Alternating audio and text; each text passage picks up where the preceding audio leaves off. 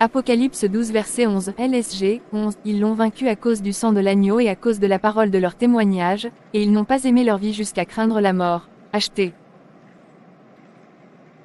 Un seau en plastique de 15 litres et aussi le parfum Saint-Michel, 6. À cette cérémonie, les adeptes viennent de partout, du Togo, du Bénin, de la Côte d'Ivoire etc. Vers 1h du matin, un vendredi au bord de la mer, je me suis mis à genoux au milieu du groupe composé d'adeptes venus pour la fête. Nous étions tous nus. De cette position, une femme se leva, fuma une cigarette et envoya la fumée sur ma tête suivie du groupe qui prononça des paroles de bénédiction sur moi.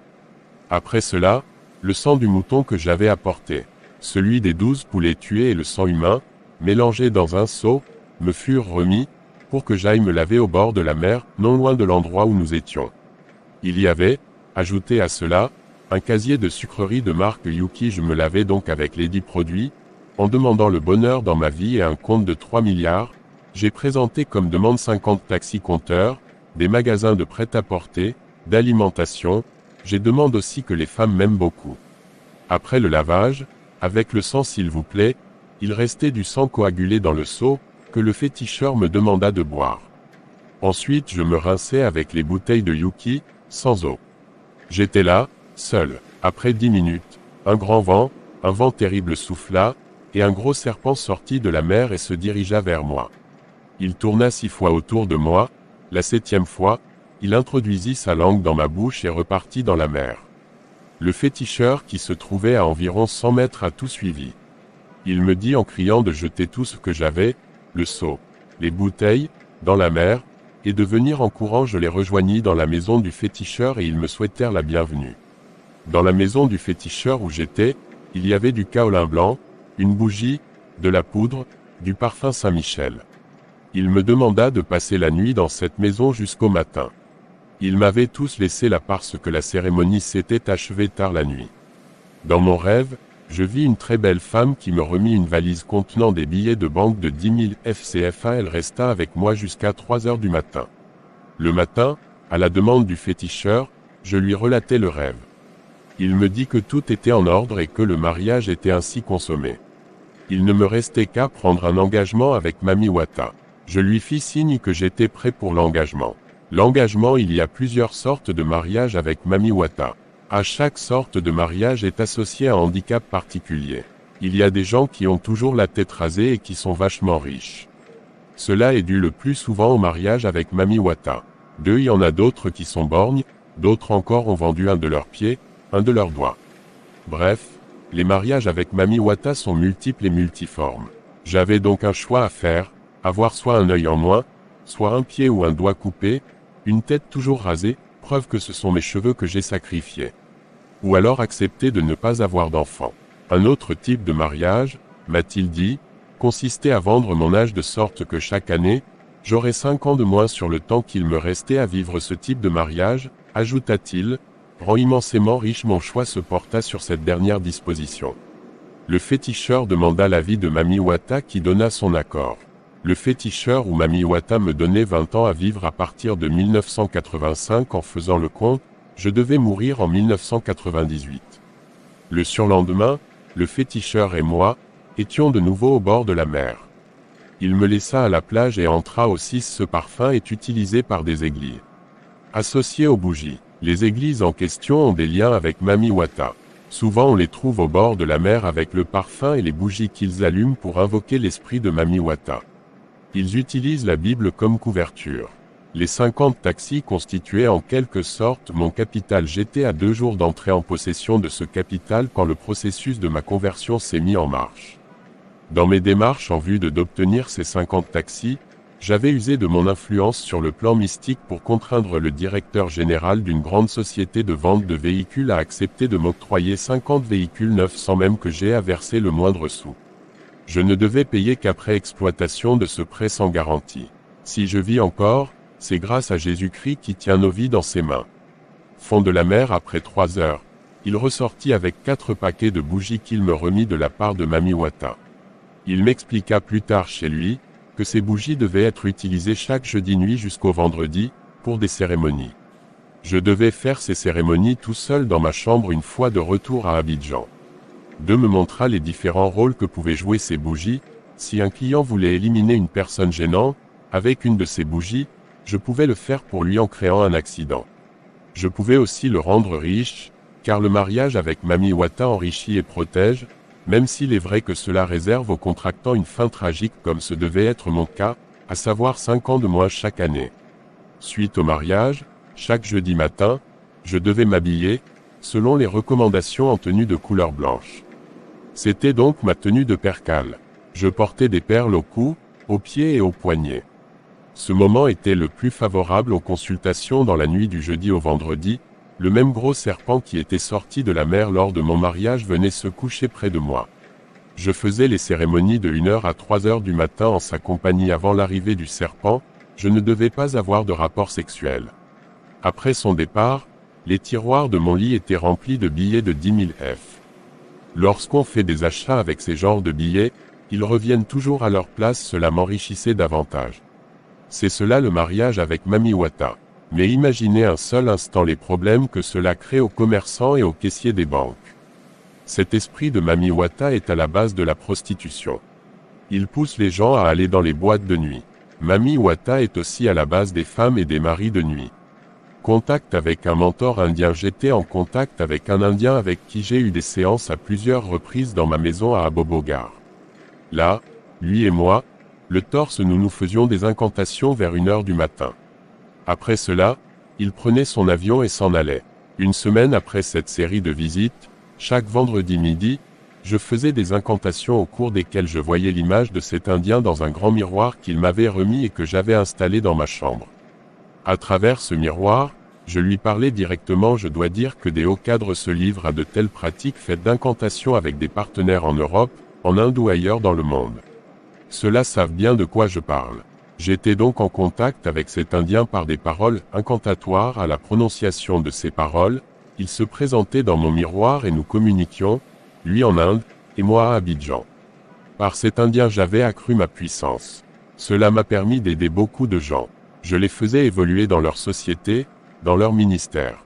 Ils venaient du Congo, du Mali, du Cameroun, du Burkina Faso et j'en passe, pour me consulter au travers de ce livre. Je m'adresse à tous ceux que j'avais aidés, de cette manière en leur disant que ce que j'ai fait pour eux est nul.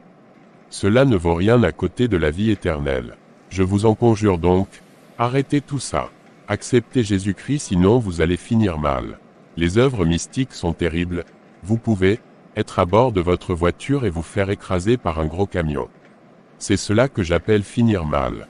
Menyano et l'église, la sorcellerie, nous l'avons vu, consiste à détenir des pouvoirs mystiques dont on use au bénéfice de certains individus ou groupes d'individus contre un autre groupe d'individus généralement plus important en nombre. Mais le fondement réel de la sorcellerie reste le diable, et comme tel, elle s'oppose à Dieu et à son Église. Dans l'exercice de mon métier, je suis donc devenu ennemi de Dieu. J'étais associé à un groupe de sorciers occultistes pratiquant le vaudou. Ce groupe était composé d'un Indien, d'un Haïtien, d'un Guadeloupéen, d'un Brésilien. J'étais le seul Africain dans ce groupe. Notre mission dans le monde entier consistait à travailler en collaboration avec les grands maîtres de la franc-maçonnerie, de la Rose-Croix, des Écancars, du vaudou pour causer des catastrophes aériennes, des collisions de trains, des inondations, etc., afin de recueillir du sang humain pour le compte de Satan, pour que des vies soient détruites. Nous devions par la suite rendre compte à Satan dans les cimetières et dans les forêts sacrées. Ce sont les sorciers, occultistes et autres, qui sont à la base des catastrophes aériennes, des guerres civiles, des inondations dans le monde entier, qui provoquent la destruction de vies humaines et créent des problèmes aux institutions financières étrangères chargées de reconstruire les pays. Les sorciers, occultistes, marabouts, adeptes de vaudou ou féticheurs, opèrent à partir de minuit jusqu'à 3 heures du matin. D'aucuns profitent de ces heures pour sortir de leur corps, procédant ainsi à des dédoublements pour aller opérer au loin, détruire des vies humaines en les rendant malades dans leur sommeil. C'est ce qui explique que des gens se réveillent le matin malades et qu'après 14 jours ou 21 jours, ils rendent l'âme. S'il lui est attaché au Seigneur Jésus-Christ, aucun sorcier ne peut venir t'attaquer dans ton sommeil pour te tuer, car les anges de l'Éternel campent autour de ceux qui le craignent. Aucun sorcier ne peut tuer un pasteur ou un autre chrétien attaché au Seigneur. Les pasteurs et autres chrétiens qui ont chuté ou qui ont été mangés en sorcellerie, prouvent par là qu'ils n'étaient pas bien convertis. Les sorciers attaquent à distance. Ils tuent à distance. Ils créent des problèmes à distance. Ils rendent les gens malades à distance. Mais, si tu es en Jésus-Christ, ils ont beau faire contre toi à distance, rien ne pourra t'arriver parce que tu es couvert par le sang de Jésus nuit et jour. J'ai attaqué plusieurs chrétiens et des pasteurs en sorcellerie pour les envoûter, les rendre malades afin de les détruire, mais en vain. J'ai échoué parce qu'ils étaient fortement attachés au Seigneur. Être fortement attaché au Seigneur, c'est ne consulter ni occultiste, ni sorcier, ni féticheur, ni visionnaire, ni devin, quelles que soient les épreuves qui s'abattent sur nous. Être fortement attaché au Seigneur, c'est encore s'adonner à la prière lorsqu'on traverse les épreuves et qu'on subit les attaques, et s'attendre à ce que son Dieu intervienne au temps favorable car les Écritures disent de ne point se tourner vers ceux qui évoquent les esprits, vers les devins, les marabouts, les féticheurs, les sorciers, les visionnaires, de ne point les rechercher, de peur de nous souiller avec eux. Lévitique 19.3.1. Tournez-vous donc vers Jésus-Christ qui est la solution à tous nos problèmes. Cependant, il m'est souvent arrivé d'attaquer des chrétiens qui ont un pied à l'église et un pied au dehors, chez les visionnaires, les devins, les sorciers ou les féticheurs. De tels chrétiens sont très attachés aux œuvres infructueuses et souvent à la tradition familiale. J'ai tué plusieurs soi-disant baptisés confirmés dont la foi était vacillante. La Bible ne dit-elle pas « Crois au Seigneur Jésus-Christ et tu seras sauvé ». Seuls ceux qui ont une foi réelle en Jésus sont hors de portée des sorciers. Les veillées de prière que les églises évangéliques organisent constituent des bombes jetées dans le camp des sorciers, occultistes, féticheurs, marabouts. Elles les empêchent d'opérer en toute tranquillité. Par la sorcellerie, j'attaquais les églises par la sorcellerie, mon groupe et moi affaiblissions les chrétiens et les amenions à interrompre leur moment de jeûne avant terme. Quand ils décidaient de faire un jeûne d'un jour, je les amenais à interrompre à midi au lieu de continuer jusqu'à l'heure prévue pour être bénis. Lorsqu'un groupe de chrétiens décidait de faire 4 ou 7 jours de jeûne, je les attaquais pour les amener à écourter le jeûne décrété par l'Assemblée. Quand malgré tout ils continuaient, cela mettait la trouille dans notre camp. Les jeûnes et prières font échouer les œuvres de la sorcellerie dirigées contre les chrétiens. Je pouvais attaquer les églises avec mon groupe de sorciers en semant la division entre les pasteurs et les responsables d'église pour de l'argent et les biens matériels, lorsqu'ils sont attachés à ces choses. Ces dissensions les empêchaient de prier suffisamment, de jeûner et de prendre soin des brebis pour l'avancement de l'œuvre de Dieu. Les sorciers excitent les belles filles de l'église qui ne sont pas converties, pour qu'elles fassent chuter les responsables ainsi que le pasteur afin de détruire même des églises vivantes. J'attaquais les églises en suscitant un esprit de rébellion, d'orgueil, de calomnie chez les chrétiens afin qu'ils soient attachés à la sorcellerie. La rébellion contre les pasteurs, les critiques et les calomnies, la haine, la rancune les uns envers les autres, sont le plus souvent dues à la sorcellerie. Les sorciers se transforment en cafards, en lions, en chats noirs, en souris, en bœufs, en hippopotame, en serpent, en mouche, en scorpion ou en chien pour tuer. Quand, moi, je me dédoublais en me transformant en mouche. En tant que sorcier, nous collaborions avec les associations suivantes, Ekankar, Rose-Croix, Guru Maharaji, Mahikari, Bouddha, Moon, Krishna, les francs-maçons, les associations où les gens allument des bougies pour prier et qui adorent les statues d'images taillées représentant des choses qui sont en haut dans les cieux. Tout cela pratique la sorcellerie. Certaines soi-disant églises proposent des visions aux gens afin de les envoûter, et vendent les bougies blanches, rouges, bleues, vertes. Elles exigent aux femmes mariées 7 à 14 jours de couvent. Ces églises pratiquent, elles aussi la sorcellerie. La nuit, leurs responsables vont dans les cimetières et au bord de la mer pour prier, faire des sacrifices, pratiquer la sorcellerie, l'occultisme et le maraboutage. D'autres utilisent l'huile d'onction qui est très dangereuse. C'est de la graisse de python dont ils font du savon noir qu'ils remettent aux gens pour se laver, les mettant ainsi en contact avec les démons. Ils préparent les parfums Saint-Michel pour leurs clients, les exposant à l'esprit de Mami Wata. C'est de la vraie sorcellerie que ces églises pratiquent. Ces visionnaires profitent de leur soi-disant couvent pour commettre l'adultère ou l'impudicité, avec les femmes mariées et les jeunes filles. Il y a aussi des églises où les fidèles s'habillent en blanc et les responsables en soutane avec des ceintures noires à la poitrine et une canne en main. Ces gens-là pratiquent la sorcellerie. Toutes ces églises et réseaux d'occultisme que je viens de vous citer sont de connivence avec les sorciers. Aussi, en tant que sorcier, je comptais moi aussi créer une église. Projet de création d'église. Par suite de mon contact avec l'Indien, nous décidâmes de créer une église à Abidjan. Dieu de gloire ait pitié de nous. Vous vous en doutez, ce devait être une église diabolique. Notre église devait s'appeler Église internationale du sang de Jésus-Christ. Est-il besoin de signaler que ce n'est pas le sang de Jésus-Christ mais le sang humain qui devait être à la base de cette église? C'est l'Indien et moi qui avons choisi ce nom. Nous avons constitué les dossiers et fixé les conditions pour tous ceux qui désireraient être membres de cette église. Pour être inscrit dans le registre de notre église, il fallait payer 10 000 F. Ce devait être une garantie de prospérité pour le fidèle dans ses activités. Cette prospérité devait reposer sur un fétiche détenu par l'église et qui se fait à base de sang humain. Si un membre venait à mourir, nous devions l'enterrer nous-mêmes, histoire de lui ôter le cœur dans le but d'envoûter des personnes riches afin qu'elles se joignent à l'église. L'Indien devait emporter ce cœur en Inde, travailler là-dessus pour qu'une autre personne qui est comme le défunt vienne prendre sa place. Pour un fidèle riche décédé, il faut combler le vide par un autre tout autant sinon plus riche. Le cœur du défunt devait permettre à l'Indien d'obtenir ce résultat.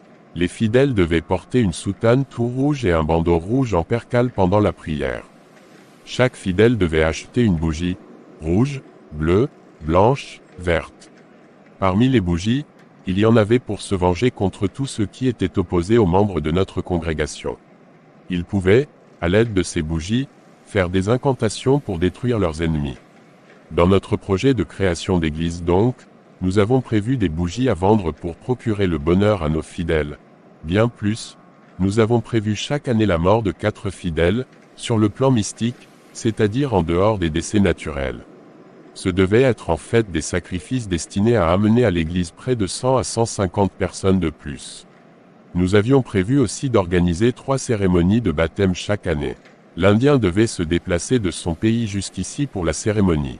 Les candidats au baptême devaient donner 50 000 F pour l'eau du baptême. Ce n'est pas le vrai Dieu que nous devions adorer dans cette église aussi.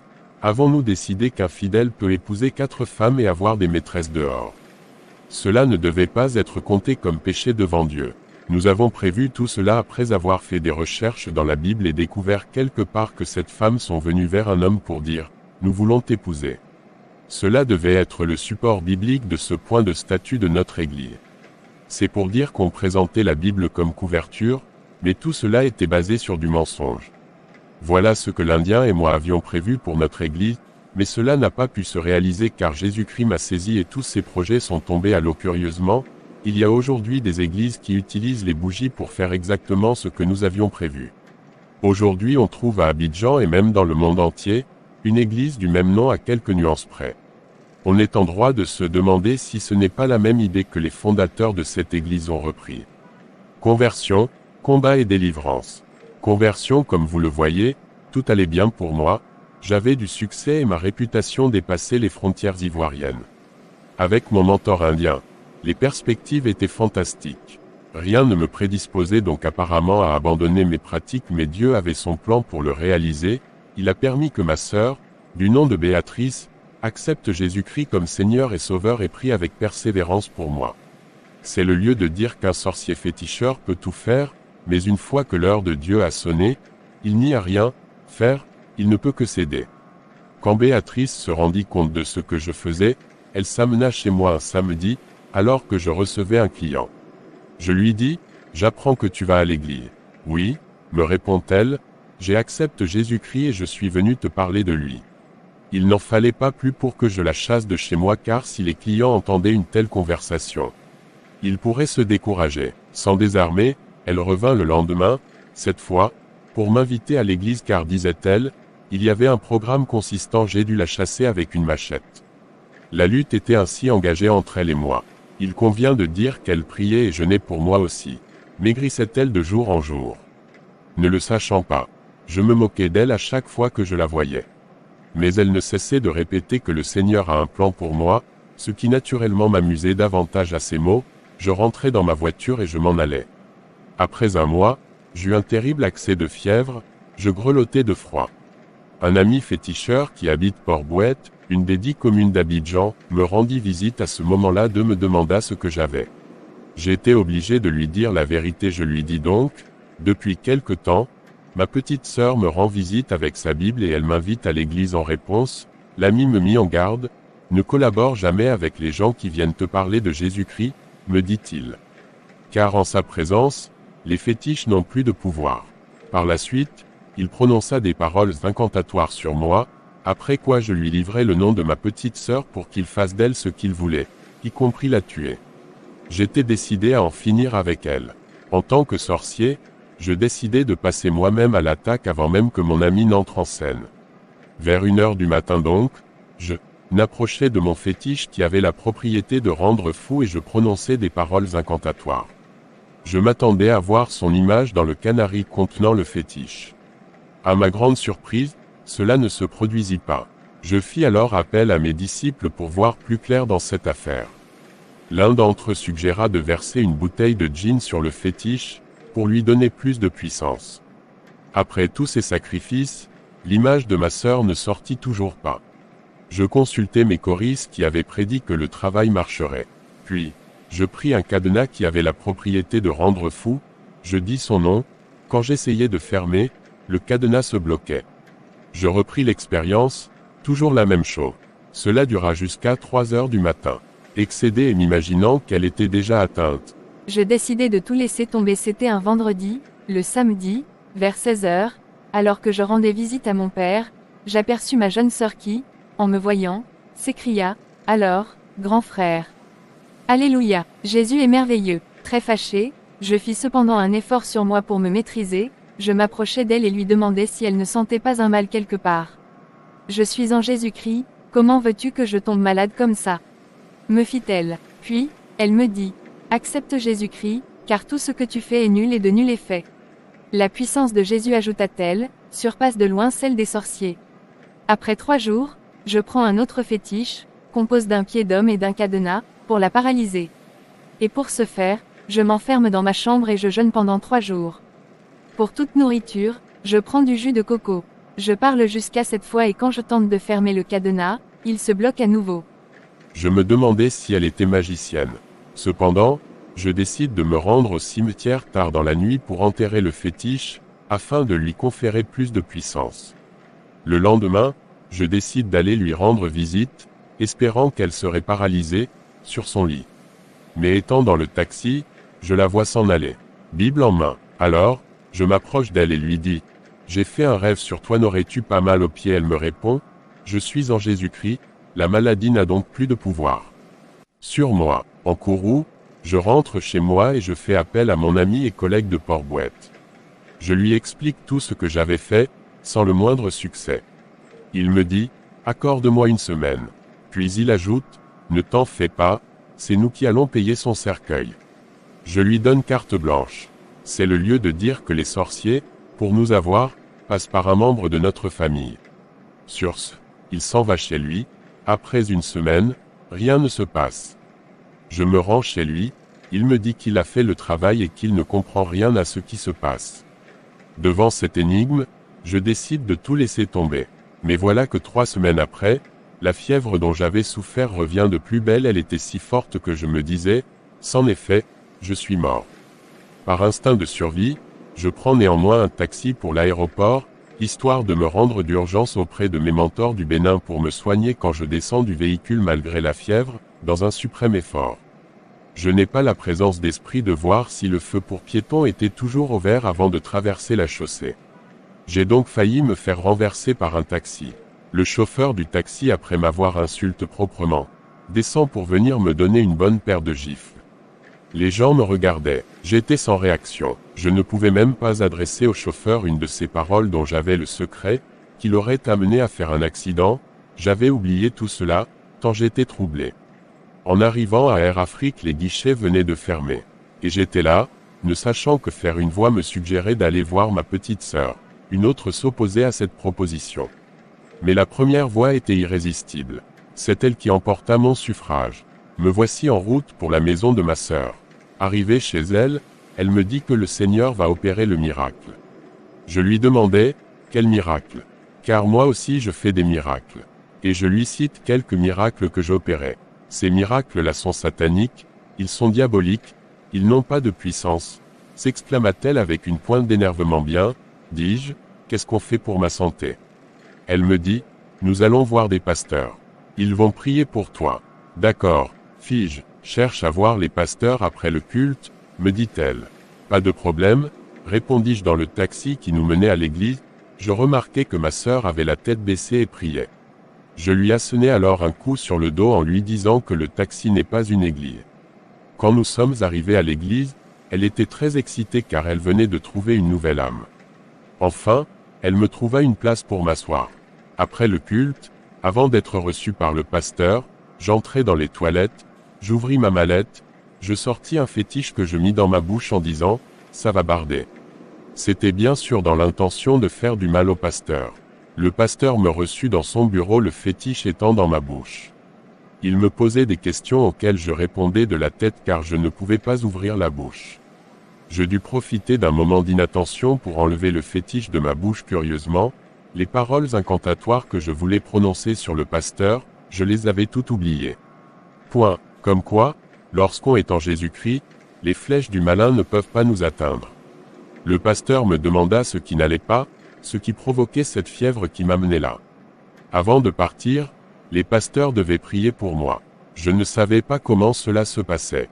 Nous nous rendîmes donc dans une salle où je vis une femme à terre en train de crier tandis que les gens qui étaient à côté d'elle disaient « Sors de ce corps, sors de ce corps ». Pris de panique, je fis un pas en arrière, me disant que j'allais subir le même sort que cette femme qui gisait au sol. Mais le pasteur me dit de ne pas avoir peur. Il m'encouragea à avancer. Ils me firent asseoir sur un banc. Les pasteurs du département démonologie se mirent à prier sur moi. Je me mis alors à dormir. Quand je me réveillai, ils avaient fini de prier, je sentis alors une grande chaleur sortir de mon corps. Ils me donnèrent rendez-vous dans 3 jours. Les 3 jours passés, point de Ménianou. Pendant mon absence, en effet, des clients m'avaient manqué. Quand ils sont revenus, ils m'ont demandé où j'étais passé. Informés que j'étais allé à l'église, ils me désavouèrent, n'y mets plus les pieds, me dirent-ils. C'est très dangereux. Me voulant rassurant, je répondis, cette déclaration de Béatrice, l'auteur la comprend aujourd'hui dans ce sens que le véritable enfant de Dieu est caché en Jésus. Il ne peut donc pas être atteint par ces pratiques mystiques. Il note cependant que certains chrétiens sont victimes de ces attaques, ce qu'il explique par le fait qu'ils laissent des ouvertures à Satan. N'ayez crainte, je suis venu à la maison prendre un autre fétiche pour aller contre le pasteur. Après cela, je fis leur consultation et ils s'en allèrent. En fait, je n'étais pas dans mon assiette. Toute ma pensée était à l'église. Tout ce qui s'est passé là-bas défilait dans ma tête. S'étant rendu compte que j'étais absent au rendez-vous, ma petite sœur est venue me voir. Mais, grand frère, on ne t'a pas vu au culte. Je répondis, avec Dieu, il ne faut pas se précipiter. Je vais venir à l'église, mais laisse-moi y aller à mon rythme. Non, fit-elle, ne te laisse pas berner par Satan. Il ne cherche qu'une chose, te tourner en bourrique et te détruire à la fin. Elle n'était pas du tout contente de constater que je pratiquais encore les consultations, c'était un vendredi. Le soir, nous nous rendîmes à l'église. Ils se mirent à prier sur moi. Ce jour-là, quand le pasteur qui était au programme se mit à prier, je constatai que les gens tombaient ici et là. Pris de panique, j'accrochai mon pied à celui de mon voisin, ce qui ne manqua pas d'engendrer quelque incompréhension suite à quoi le service d'ordre dut intervenir. Les gens tombaient de partout après la prière, je rentrai chez moi et je me mis à rire seul. Inquiet, je pris l'initiative de me rendre à l'église. Ce jour-là, on prêchait sur l'amour de Dieu. Suite à la prière, ni moi, ni personne ne tomba. J'en étais tout heureux. Les pasteurs m'ont demandé pourquoi je ne venais plus. Je leur ai dit, quand je viens et compris les gens tombent, ils m'ont répondu que cela ne devait pas m'empêcher de venir. Un autre jour, j'eus un entretien, une cure d'âme à l'issue de laquelle je leur ai avoué que j'avais des fétiches. Ils m'ont alors demandé de les apporter. Je n'étais pas d'accord, car eux pensaient tout au fond de mon cœur que les pasteurs allaient s'en emparer pour avoir un surcroît de puissance, mais suite à cet entretien, je ne dormais plus. J'étais le théâtre d'un combat terrible, je voyais comme des gens me poursuivre avec des bâtons en plein salon. On faisait le tour de la table à manger d'autre part, je me suis mis à parler seul. J'étais au bord de la folie. Les voisins effrayés vinrent aux nouvelles. Pour cacher ma propre appréhension, je leur ai dit, « Ne vous en faites pas, il n'y a rien en fait. » Je me suis empressé d'aller voir le pasteur à l'église pour lui expliquer la situation. Il me dit à son tour, « Apporte les fétiches pour qu'on les brûle, après quoi, tu auras la paix du cœur. » Cette fois, j'ai donné mon accord. Il faut dire que je n'avais pas le choix. Un matin, j'ai loué une bâchée neuve qui était en circulation depuis à peine 3 mois. J'ai dit au chauffeur que l'avait des bagages à transporter à l'église. J'ai pris des valises, des sacs, et je me suis adressé aux fétiches en ces termes, « Il semble que c'est à cause de vous que je ne dors pas. Vous allez donc vous rendre là-bas, à l'église. Si vous le voulez, allez les attaquer et laissez-moi tranquille sur ce. » Je me dirige vers un fétiche pour le soulever, il devient extrêmement lourd. Impossible de prendre même le plus petit des fétiches. Après cette tentative manquée, je me suis mis à parler seul. Le chauffeur s'est alors approché de moi pour me demander ce qui se passait. « Non, il n'y a rien, attends-moi, j'arrive, ne sois pas pressé, j'arrive, ne t'en fais pas, je vais te payer, lui dis-je. Il dit, mais tu parles seul, si les bagages sont lourds, tu n'as qu'à m'appeler, je vais t'aider. Non, ça va, j'arrive. Mais tous les fétiches étaient lourds et comme cloués au sol. Je me suis mis à réfléchir et je me suis souvenu d'une expression qui revenait sur les lèvres des gens à l'église. Au nom de Jésus, sors de ce corps. Je suis rentré dans la chambre et j'ai demandé au fétiche, vous allez bouger ou non? Quand j'ai dit, au nom de Jésus, sors de ce corps. Le plus gros fétiche est devenu léger. Et j'ai dit, tiens, ainsi donc, vous ne valez rien. C'est de cette façon que j'ai mis tous les fétiches dans les sacs et les valises, en répétant cette expression. On a donc mis tout cela dans la bâchée. Mais la bâchée refusa de démarrer. Il a fallu que je prononce le même bout de phrase pour qu'elle démarre et qu'enfin, nous nous rendions à l'église. Quand nous sommes arrivés à l'église ce 26 décembre 1987, les pasteurs, en voyant le grand nombre de fétiches, se sont exclamés, « Dis donc, toi, tu étais vraiment un élément dangereux. » Puis, ils m'ont appelé de côté et m'ont fait signer un papier. Ensuite, ils ont mis le feu à tous les fétiches. Certains de ces fétiches faisaient des bonds dans le feu. C'est ainsi que j'ai livré tous mes fétiches. Et ce jour-là, j'ai dormi de 22h à 10h du matin. La leçon que je tire de cette expérience, je la livre sous forme de conseil à ceux qui veulent accepter Jésus-Christ, il faut tout livrer, sans réserve. 7 mois plus tard, soit le 28 juillet 1988, j'ai été baptisé. Combat après ma conversion, ma vie a changé du tout au tout. Mon niveau de vie est tombé très bas. Je ne gardais pas d'argent en banque. Un matin, j'ai retrouvé tout mon argent en cendres tandis que mes habits sont restés intacts. J'ai appelé ma petite sœur pour lui expliquer la situation. Elle m'a dit, c'est la preuve que cet argent ne venait pas de Dieu. Cet avis a été confirmé par les pasteurs. J'ai donc accepté la situation et ai même rendu gloire à Dieu. Quand les clients venaient me voir, je les refoulais en les évangélisant. En réponse, ils disaient que je suis devenu fou. J'allais évangéliser les sorciers et les féticheurs. Certains d'entre eux m'attaquaient. Même mon père a envoyé un message au Bénin pour qu'on en finisse avec moi. C'était le début de ma conversion. La situation était tendue, et cela continue même maintenant. J'avais des attaques de partout. Chaque jour, à mon réveil, je trouvais un serpent dans ma chambre. Je prononçais toujours la même phrase, au nom de Jésus. Puis je lui donnais un coup de balai sur la tête et il mourait. J'ai remarqué qu'à chaque fois que je tuais un serpent, on venait m'annoncer un décès au village. Même les sorciers avec lesquels j'avais signé des pactes se sont ligués pour me tuer. À ce moment-là, je me suis rendu au Bénin. Alors les gens ont dit, on verra bien s'il s'en sortira, il va sûrement mourir. Comme ça, il ira évangéliser les « il n'y a rien ». Cette expression désigne dans notre langue ceux qui ne sont plus. Donc au village, ils ont tout fait pour me tuer quand je me levais le matin, je voyais des fétiches près de mon lit, je prenais un balai, je disais « au nom de Jésus » et je balayais tout même sur la route, je rencontrais de grands sorciers qui me demandaient où étaient passés les fétiches qu'ils m'avaient donnés. Je leur disais je les ai tous brûlés au nom de Jésus-Christ et je leur annonçais la parole de vérité. Cela les irritait s'ils les poussaient à tout mettre en œuvre pour me tuer. Peine perdue. Cela pour dire que lorsqu'on est vraiment en Christ, Rien ne peut nous arriver ainsi donc, mes amis ex-sorciers surtout, donnez-vous au Seigneur sans réserve sinon, vous aurez des problèmes avec les sorciers. Délivrance au début de ma conversion, tous les matins au réveil, je saignais du nez et de la bouche à cause du pacte signé avec les sorciers. Mais par la grâce de Dieu, j'ai été délivré de ces maux. Gloire soit rendue à son nom. J'avais aussi des ulcères d'estomac, maladie caractéristique de bon nombre de sorciers. J'ai dépensé beaucoup d'argent sans résultat. Dans le jeûne et la prière, j'ai été guéri une nuit alors que je dormais. En songe, j'ai vu quelqu'un opérer la partie où j'avais mal. J'ai alors senti une douleur semblable à celle d'une piqûre. À mon réveil, j'ai prié et remercié le Seigneur. J'avais une telle conviction que j'ai demandé à ma sœur de préparer une sauce bien épicée que j'ai consommée sans modération. Je n'ai rien ressenti. C'était en quelque sorte mon test. Vraiment, Jésus-Christ est merveilleux. Notre Dieu est un Dieu fantastique, un Dieu miséricordieux, précieux.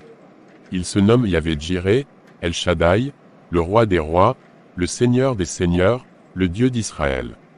Il n'a point changé, il est le même hier, aujourd'hui et éternellement. C'est lui seul qui peut délivrer et sauver. Oui, c'est lui seul qui peut libérer de tout péché. Gloire et honneur lui soient rendus. QU, une délivrance. C'est le fait d'être pardonné des mauvaises actions commises, meurtre, avortement, crime, iniquité, bref, tout péché commis contre Dieu qui nous est pardonné. C'est le fait d'être transformé en une nouvelle créature selon ce que dit la parole de Dieu dans 2 Cor 5.17. C'est quand, du fait qu'on est devenu une nouvelle créature, on abandonne toutes les choses mauvaises auxquelles on était fortement attaché. C'est cela-là, délivrance. On n'est pas délivré lorsqu'on a encore le regard tourne vers les choses anciennes comme la femme de l'eau. On n'est pas délivré quand on a encore un pied chez les sorciers et les féticheurs et un pied dans le Seigneur. Dans ce cas, la délivrance n'est pas encore effective quant à moi. Jésus-Christ m'a délivré. J'ai mes pieds, mes bras, dans le camp du Seigneur. Il m'a délivré et je suis dans une grande joie car aujourd'hui, Christ vit en moi, ce n'est plus moi qui vis. Il faut ajouter que la délivrance n'est pas qu'extérieure. Elle ne consiste pas qu'en l'abandon des fétiches. Elle est aussi intérieure. La délivrance, c'est la rupture de tous les liens funèbres, de toutes les attaches de quelque nature qu'elles soient, de tous les contrats passés avec l'ennemi, qu'ils aient été de notre fait ou du fait de quelqu'un d'autre. On s'agit donc d'un combat pour lequel le jeune converti n'est pas toujours armé. Aussi, a-t-il besoin de soutien et d'encadrement pour la délivrance. J'ai été encadré de façon extraordinaire à l'église où j'ai fait mes premiers pas. Sans l'encadrement assuré par les serviteurs de Dieu, les anciens, la délivrance ne saurait être totale. Il faut encadrer celui qui se donne à Dieu, lui faire une cure d'âme, d'aucuns parlent de relation d'aide. Ainsi, il sera délivré des envoûtements et autres malédictions. Lors de ma délivrance, je priais beaucoup, j'intercédais, il y avait une guerre spirituelle. Ma délivrance n'a pas été facile, elle a duré 4 mois dans l'église où j'ai accepté Jésus-Christ et pour cause, j'ai dû me débarrasser à un de mes multiples liens. Ma première délivrance, c'est quand j'ai livré mes nombreux fétiches pour être brûlés à l'église par les serviteurs de Dieu. J'en ai été délivré en ce sens que j'en ai été débarrassé. Je n'avais plus la tentation de les utiliser. Ils n'avaient plus de puissance. Je savais que si je rétrogradais, ma condition serait plus terrible car les démons se seraient multipliés en moi et le diable aurait pu alors me tuer facilement. En effet, Satan est venu pour égarer, détruire. Une fois qu'on accepte Jésus-Christ, on ne doit plus regarder en arrière mais aller de l'avant, se dire que Jésus-Christ est devant. Nous devons suivre résolument Jésus-Christ. Je ne peux m'appuyer sur mes fétiches, mais seulement sur Jésus-Christ que j'ai reçu, dont le nom est au-dessus de tous les noms et devant qui tout genou fléchira, Rome 14.1. J'ai été délivré de l'occultisme, du fétichisme. Ma délivrance de l'esprit de Mami Wata n'a pas été facile. Pendant la période de pratique de sorcellerie, mon sexe ne fonctionnait plus à cause du pacte signé avec Mami Wata. Rappelez-vous qu'en vertu de ce pacte, j'étais marié avec Mami Wata. En effet, l'esprit de Mami Wata se manifestait par un gros serpent qui venait se coucher auprès de moi. Lorsque j'ai reçu Jésus-Christ par la prière et le jeûne, ce serpent s'en est allé car la puissance de l'Esprit de Dieu qui habite en moi est supérieure à celle des sorciers, rosicruciens, francs-maçons et d'autres. Mais il faut dire que la délivrance est intervenue après 3 jours de jeûne et prière. Après ces 3 jours de jeûne, mon sexe a repris sa forme. J'avais aussi été initié aux Zambetto à Evi, dans la sous-préfecture de Calavi. À l'issue de cette initiation, j'ai reçu un nom, à l'instar de tous les autres adeptes. Sorcellerie. Il faut donc être délivré pour dévoiler ses œuvres. On peut être à l'église et être envoûté, vivre dans la malédiction parce qu'il n'y a pas eu de cure d'âme ou d'encadrement, parce qu'il n'y a pas eu de délivrance. On est alors livré à soi-même. Combien de gens jouent au pieu dans les églises et prient comme des anges, mais ne sont pas délivrés? Un chrétien qui n'est pas délivré ne peut pas chasser les démons, il ne peut même pas chasser une mouche. Ces chrétiens balancent encore et ont peur d'aller au village. Alors que s'ils sont délivrés, ils ont Jésus-Christ avec eux et peuvent aller partout pour évangéliser selon sa parole depuis 1989. Je dévoile les œuvres de Satan et de ses démons car je suis délivré des multiples démons qui me possédaient. Je puis témoigner parce que j'ai été délivré, sinon Satan n'hésiterait pas à me détruire, me déchiqueter conformément à ce que dit La Bible dans Apocalypse 12.1-2, « Malheur à la terre et à la mer car le diable est descendu vers vous, animé d'une grande colère. » Satan est descendu, c'est parce qu'il est déchu qu'il est rentré dans des vies humaines. Mais une fois qu'on est délivré, on doit dénoncer Satan. On le peut parce qu'on bénéficie de la protection de Christ. C'est pour cela que je n'ai pas peur de livrer tous ces secrets partout où je vais. Les enfants de Dieu ont le Saint-Esprit, pour les atteindre, il faut attaquer Dieu car ses enfants sont cachés en lui. Chapitre 9, ma vocation actuelle. La parole de Dieu déclare dans Actes 26.17, 18. Je t'ai choisi du milieu de ce peuple et du milieu des païens, vers qui je t'envoie afin que tu leur ouvres les yeux, pour qu'ils passent des ténèbres à la lumière, et de la puissance de Satan à Dieu. Pour qu'ils reçoivent par la foi en moi, le pardon des péchés et l'héritage avec les sanctifiés. Depuis qu'il m'a appelé pour le servir, le Seigneur a fait de grandes choses dans ma vie. Dieu m'envoie partout dans le monde. J'ai remarqué qu'en général, Dieu m'envoie là où la sorcellerie fait des ravages, là où, le plus souvent, les églises sont attaquées par les sorciers. Dieu m'envoie par les invitations que je reçois, en Afrique, en Europe et en Amérique par sa grâce. Ces églises, naguère affaiblies par les sorciers, sont réveillées après mon passage. Une fois que je rends le témoignage de ma vie passée, comment j'avais servi Satan pendant 32 ans, ce qui me permet de dévoiler ses œuvres, et que je dis comment Jésus m'a saisi, comment j'ai été délivré suite à un combat qui a duré 4 mois, les vies sont alors libérées, les démons sortent des corps avec agitation en criant, et ceux qu'ils tenaient dans l'esclavage sont délivrés. Parfois au cours de mes croisades d'évangélisation ou séminaires sur la délivrance, les aveugles voient, les paralytiques marchent et se débarrassent de leurs cannes, les sourds muets entendent, ceux et celles qui ont des maladies chroniques dans leur corps sont guéris. Tout cela se fait par la puissance du Saint-Esprit qui se manifeste immanquablement. Au Sénégal, j'ai vu comment Dieu a guéri les malades à Dakar, au Sénégal lors de mes croisades.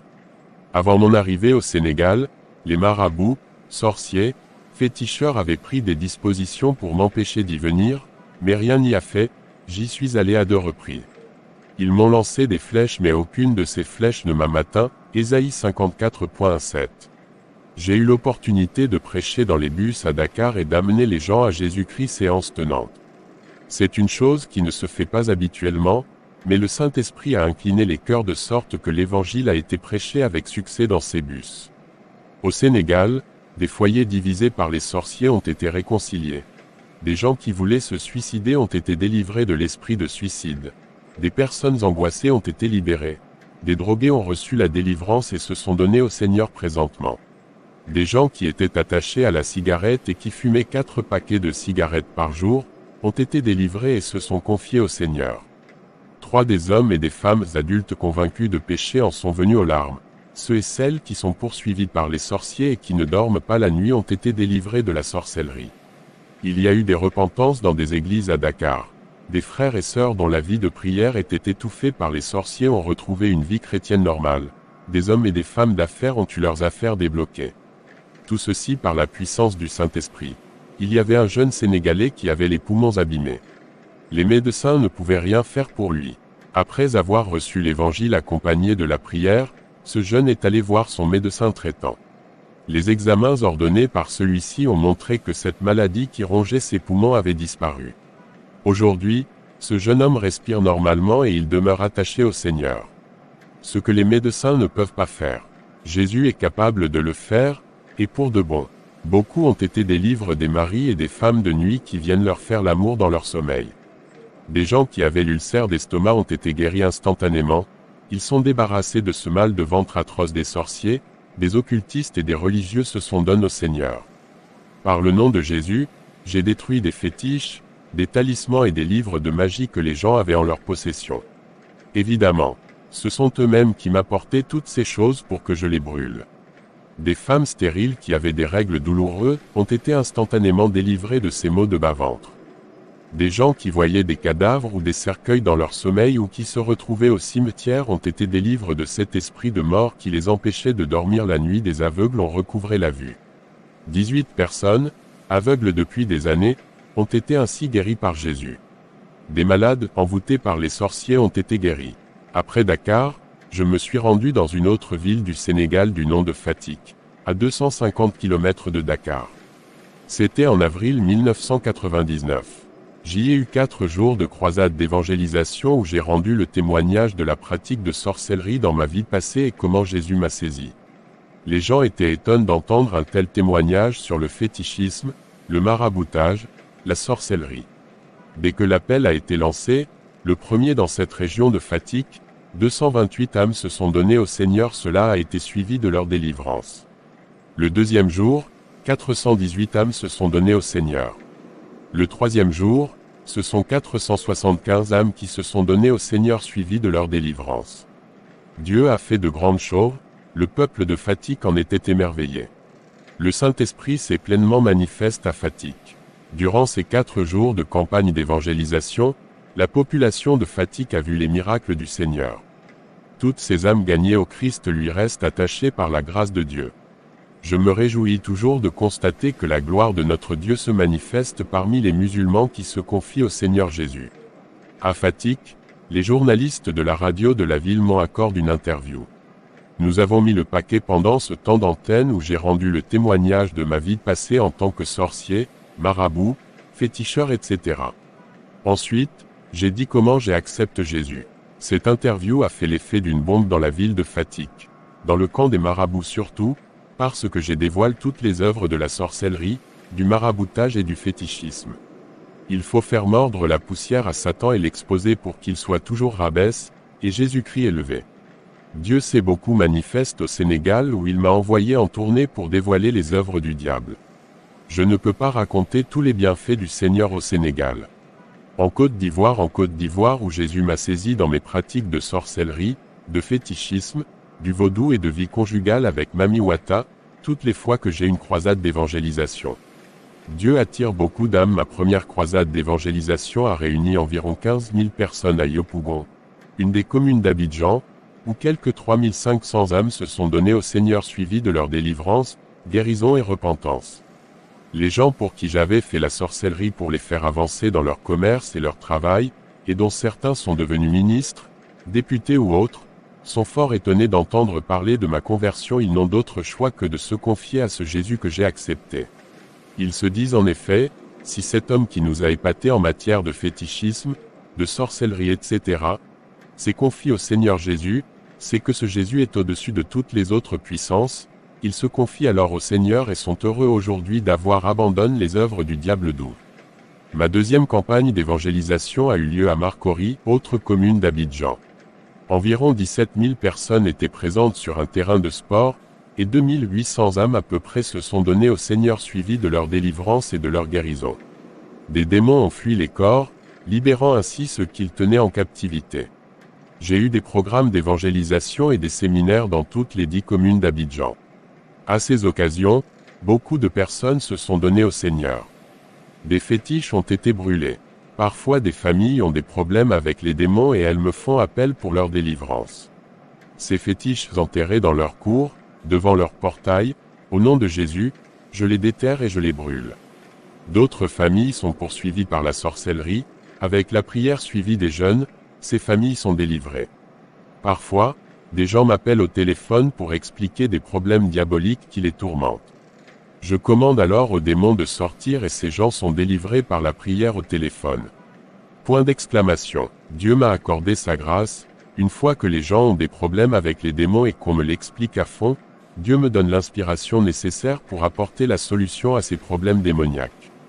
Puisque j'étais dans ce milieu de la sorcellerie et que je sais comment les sorciers, féticheurs, marabouts occultistes attaquent, j'attaque ces démons en conséquence par la prière, et des vies humaines sont délivrées au nom de Jésus-Christ. Quand une personne m'explique le problème qu'elle vit, si cela est dû à la sorcellerie, je m'en rends compte de suffit alors que nous prions pour que le problème soit résolu. Ce que Dieu a fait au travers de moi en Côte d'Ivoire, je ne puis le raconter en détail.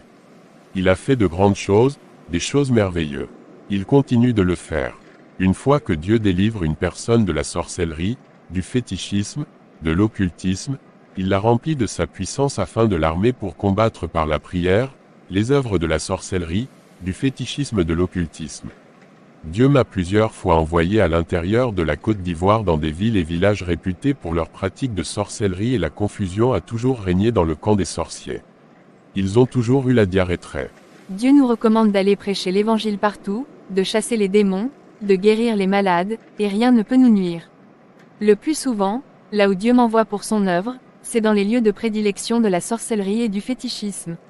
Alors le Saint-Esprit se manifeste beaucoup dans ces lieux. Dieu m'a beaucoup utilisé pour son œuvre et il me protège chaque jour. Je ne fais jamais exception d'église lorsque je reçois une invitation pour des programmes de délivrance. Je considère que c'est Dieu qui m'envoie pour son œuvre. En Europe après ma tournée dans quelques pays africains, Dieu m'a envoyé en Europe où les démons manipulent beaucoup les gens. Les démons sont dans le monde entier. La Bible nous le déclare dans 1 Jean 5.9, le monde entier est sous la puissance du malin. Les sorciers sont partout dans le monde. Satan contrôle le monde entier. Les sorciers ne sont pas seulement en Afrique, ils sont en Europe, en Asie, en Océanie et en Amérique. Satan est Satan, il opère partout. J'étais donc en France où Dieu m'a fait la grâce de prêcher à Paris, à Montreuil, à Bordeaux, à Juvisy-sur-Orge, à Villeneuve, etc. D'où on pourrait penser, à la lecture de ce paragraphe, que tous les anciens clients ou collègues de bienvenue se sont donnés au Seigneur. Il n'en est rien. Très au sens propre et au figuré. Dieu a fait de grandes choses. Plusieurs personnes ont été guéries de maladies diverses telles que l'hémorroïde, les ulcères d'estomac, les brûlures dans le corps, et de vices tels que l'attachement à la cigarette, ou encore de la poursuite de sorciers pendant le sommeil, de la peur, de l'esprit de mort, de la pratique de la sorcellerie, du fétichisme, de l'occultisme. Beaucoup d'entre elles ont été restaurées spirituellement dans les églises, et se sont repentis par la suite. Dans toutes ces églises où je me suis rendu, les chrétiens qui se livraient à la pratique de la sorcellerie contre les pasteurs ont été délivrés. On peut être à l'église et faire la sorcellerie en haïssant son prochain, en calomniant son frère ou sa sœur en Christ, en haïssant son pasteur ou un responsable établi sur nous à l'église, en formant un groupe de rébellion à l'église contre le pasteur pour diviser l'église. Tout cela fait partie de la pratique de la sorcellerie dans l'église. Refuser de donner la dîme au Seigneur et devenir cupide, c'est aussi une forme de sorcellerie que certains chrétiens pratiquent sans le savoir. Ces chrétiens ouvrent ainsi la porte à Satan. Beaucoup ont été délivrés de ces œuvres du diable en France. Ceux et celles qui sont affaiblis spirituellement ont été délivrés. Les sorciers attaquent beaucoup les églises pour les diviser, les affaiblir, les pousser vers l'apostasie, amener la révolte des chrétiens contre leurs pasteurs, faire négliger l'œuvre de Dieu par les chrétiens. Ces chrétiens ainsi affaiblis spirituellement deviennent alors une proie facile pour les sorciers. Ma tournée en France a provoqué un réveil spirituel dans des églises. Par la puissance du Saint-Esprit, des démons se sont échappés de certains fidèles dans les églises où je me suis rendu. Beaucoup de chrétiens ont découvert le secret des œuvres du diable et peuvent de ce fait, le combattre. De nouvelles âmes invitées se sont données au Seigneur au cours de mes programmes avec ce ministère de délivrance que Dieu m'a confié. Accompagné par les prodiges et miracles qu'il opère. Dieu m'a envoyé aux États-Unis d'Amérique où la sorcellerie règne beaucoup et fait des ravages. J'étais dans 2 États, à Louisville dans l'État de Kentucky et à Rochester dans celui de New York. À Louisville, j'ai découvert comment les sorciers ont affaibli les églises dans les églises. Les sorciers vont dans les églises en se faisant chrétiens, et ils s'infiltrent parmi les chrétiens qui n'ont pas une bonne vie de prière pour les envoûter et les affaiblir. Ces sorciers sont à la base des divisions dans ces églises. Ils provoquent la dispersion des chrétiens, ils amènent les chrétiens à se révolter contre leurs pasteurs. D'autre part, il y a des homosexuels dans des églises. Les gens pratiquent la sorcellerie à l'état pur dans les églises aux États-Unis. 14. Les sorciers aux États-Unis font des sacrifices humains chaque année pour s'enrichir. Ils font des enlèvements d'enfants comme cela se fait dans les autres continents. Les sorciers font pression sur les pasteurs qui n'ont pas une vie rangée avec le Seigneur de sorte que ces pasteurs sont amenés à signer des pactes avec eux. On en résulte que leurs églises sont à la merci des sorciers, lesquels sont le plus souvent liés à l'esprit de vampire.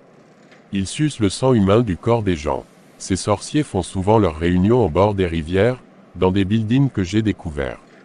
Ils ont des lieux de ralliement pour faire la guerre contre les églises et les détruire, sachant que Jésus-Christ est venu pour détruire les œuvres du diable. J'ai eu un programme bien organisé avec une église à Louisville dont le pasteur est attaché à la parole de Dieu. Malgré cet attachement du pasteur, les sorciers attaquent cette église, à travers les chrétiens surtout. J'ai rendu mon témoignage sur ma pratique de la sorcellerie et ma délivrance. J'ai dit de façon détaillée comment j'attaquais les églises par le biais de la sorcellerie. J'ai dit aussi comment j'ai été délivré. J'ai rappelé quelques cas de prière. Jésus s'est manifesté au milieu de ce peuple. Des démons ont fui les corps. Plusieurs des sorciers qui sont membres de cette église ont été délivrés. Il y avait des démons d'homosexualité, de bisexualité, de mari et femme de nuit qui troublaient les gens. Tous en sont allés. Des rumeurs de drogue et de cigarettes ont été délivrées. Ceux et celles qui étaient poursuivis par les œuvres de la sorcellerie ont été libérés par la puissance du Saint-Esprit. Ceux qui sont malades et qui ont consulté les médecins sans succès ont été guéris et des témoignages fantastiques ont été rendus. Des repentances ont eu lieu.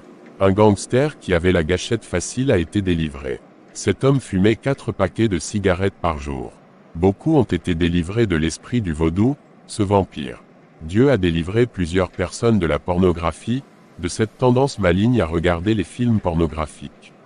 Dieu a opéré de grandes choses dans cette église et elle a connu un réveil spirituel. 14.2 Il y a des chrétiens dans les églises qui pratiquent la sorcellerie, qui endorment les chrétiens, qui sont responsables de la lourdeur spirituelle des églises ou des chrétiens, même des responsables d'églises pratiquent la sorcellerie. Grâce au pasteur de cette église qui a accepté de m'accueillir dans son église, le Saint-Esprit s'est pleinement manifesté. Je bénis vraiment notre Dieu pour ce pasteur, pour son humilité, pour son attachement à la parole de Dieu et pour son accueil. Si beaucoup de pasteurs pouvaient être comme le pasteur de Louisville des USA, ils verraient le réveil spirituel dans leur église. Mon modèle dans le ministère, c'est l'apôtre Paul. En effet, l'apôtre Paul passait son temps à enseigner, dévoiler les œuvres du diable et chasser les démons. Ainsi, il faisait un travail de fond pour les églises. Beaucoup d'églises sont remplies d'âmes, mais ne savent pas comment les sorciers, les occultistes, les francs-maçons, les rosicruciens s'infiltrent parmi le peuple de Dieu pour envoûter les chrétiens, les affaiblir et semer la division par la suite. Il arrive qu'une église remplie de plus de 2000 voire 20 000 membres connaisse la division. C'est l'œuvre des sorciers, des occultistes et autres. Une église qui se contente d'enseigner sans jamais faire la délivrance est souvent attaquée par les démons de sécheresse spirituelle. On sent alors l'affaiblissement dans cette église.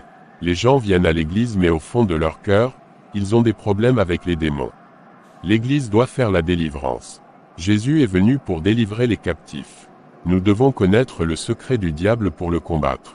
Dieu m'a établi évangéliste international et me fait voyager dans le monde entier afin de rendre ce puissant témoignage suivi de la délivrance. Je pratique cela partout où le Seigneur m'envoie. Je remercie le Seigneur qui prend soin de moi et de ma famille. Il est ma sécurité et ma protection. Je suis toujours prêt à combattre l'ennemi. La lutte continue. Tentation financière. Mon ministère, je l'ai dit, consiste à évangéliser, aller partout annoncer que j'ai été délivré, que je suis rempli du Saint-Esprit et que désormais je rends gloire au Seigneur. Mais cela ne va pas de soi. J'avais des centaines de millions de francs dans ma chambre, dans un coffre, près du lit.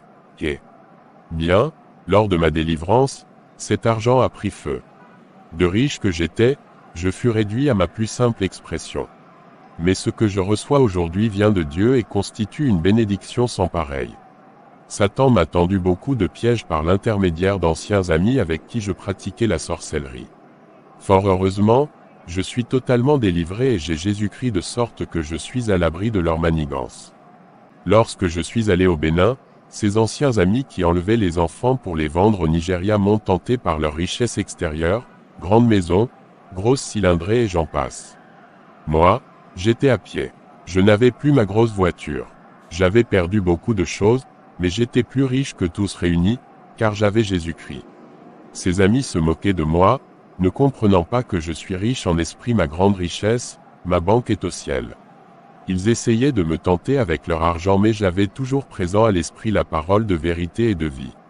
Cette parole me rappelait sans cesse que le diable rôde, cherchant une faille pour me dévorer. Confère. 1 Pie 5.8. Aussi, je veille sur ma vie au nom de Jésus-Christ et je refoule ses amis. La famille où Jésus mon Père était très puissant, c'était un grand sorcier. Quand j'ai accepté Jésus-Christ, il m'a beaucoup persécuté, il a menacé les serviteurs de Dieu. Toutes les fois que j'allais rendre témoignage quelque part, s'il l'apprenait, il s'y rendait avec ma mère et armé d'une machette, pour m'empêcher de le faire, mais Jésus-Christ est toujours vainqueur et je rendais malgré tout le témoignage. Dans Jérémie 17.5, le Seigneur ne dit-il pas, « Malheur à celui qui se confie à un homme ». Point d'interrogation. Que les chrétiens qui considèrent leurs parents comme leur Dieu et ont peur de les offenser en leur présentant la vérité fassent attention. Ce danger guette même les églises. Certaines personnes adorent des hommes dans certaines églises. Mais c'est Jésus-Christ que nous devons adorer, car c'est lui le Dieu vivant. Je peux me confier à un serviteur de Dieu pour qu'il m'aide dans ma vie spirituelle. Mais jamais je ne l'idolâtrerai. En ce qui me concerne, j'ai beaucoup évangélisé mon père. Il s'est même rendu 2 fois à l'église. À son retour à la maison, il a eu des problèmes avec les démons. Il n'arrivait pas à dormir, mais il n'a pas voulu suivre ce que je lui recommandais, à savoir s'abandonner à Jésus-Christ. Il a continué à pratiquer la sorcellerie. Aussi, une fois rentré au pays, les sorciers l'ont-ils attaqué et détruit. Il fut alors paralysé. Ma jeune sœur Béatrice et moi lui apportâmes l'évangile sur son lit de malade, mais il refusa malgré notre insistance. Mon père rendit l'âme une première fois. Ma mère prit du percale blanc pour le couvrir avant d'aller aviser les parents. À peine 1 heure après, ma mère découvrit mon père vivant. Il avait échangé son âme 15 avec celle de mon petit frère qui décédera quelques jours plus tard. Il avait lui aussi refusé l'évangile. Malgré cette transaction, 2 mois plus tard, Satan en finit définitivement avec mon père. Nous avons été réunis après la mort de mon père. En tant qu'aîné de la famille, les vieux sorciers et sorcières m'ont demandé un mouton. Pourquoi faire? Et j'interrogeai. Suite à la consultation, il nous a été révélé qu'on doit tuer un mouton, récupérer son œsophage, le mettre dans le tombeau de ton père avant de faire l'enterrement, m'ont-ils répondu. Au nom de Jésus-Christ, je suis délivré de ces pratiques, ai-je rétorqué. En fait, c'est mon œsophage qu'ils voulaient ôter de façon diabolique. J'étais soutenu dans mon refus par ma sœur Béatrice. Ils se sont révoltés et m'ont lancé un défi. Moi aussi je leur ai lancé un défi, au nom de Jésus-Christ bien sûr, et je leur ai posé la question de savoir si l'œsophage de mouton pourrait ramener mon père à la vie. Il n'en fallait pas plus pour les mettre en boule. Malgré tout, nous avons persisté dans notre refus, ma sœur et moi. Ils ont donc acheté un mouton, ont fait leur sacrifice et ont enterré mon père, en laissant le tombeau ouvert pour d'autres pratiques diaboliques. J'ai proclamé l'échec de toutes ces pratiques au nom de Jésus-Christ. Alors un grand sorcier de ma famille me reprocha ma trop grande assurance et selon lui mon insolence depuis que j'ai quitté leur rang. J'ai rétorqué que je sais en qui j'ai cru, à savoir le roi des rois, le Seigneur des seigneurs, et que j'étais couvert du sang de Jésus. Le sang de Jésus-Christ en effet, est comme la bile du caïman. Une fois qu'on en est recouvert, le sorcier ne peut pas nous manger. On devient en quelque sorte amer. D'autre part, le feu de Jésus-Christ nous environne. Vainqueurs au nom de Jésus, je vous exhorte à faire très attention, frères et sœurs, lorsqu'il y a des décès dans votre famille, surtout lorsque vous êtes l'aîné, car les sorciers se préparent en conséquence. Ils font des requêtes et si vous y accédez, vous leur donnez l'occasion de vous atteindre.